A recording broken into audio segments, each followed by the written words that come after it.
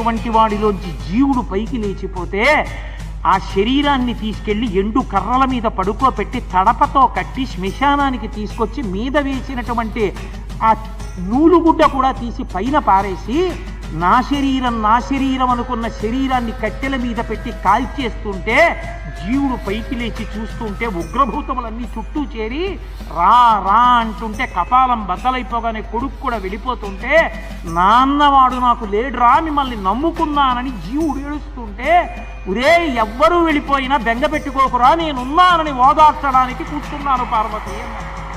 అంతటి ఉదారమూర్తి పరమశివుడు అందుకు కూర్చున్నాడు శ్మశానంలో. చేతకాక కూర్చోలేదు. నేను అక్కడ ఉండకపోతే, నేను అక్కడ తాండవం చేయకపోతే పిశాచాలు వచ్చి ఇళ్ల మీద పడిపోతాయి, పుణ్యకర్మలు చేయలేరు.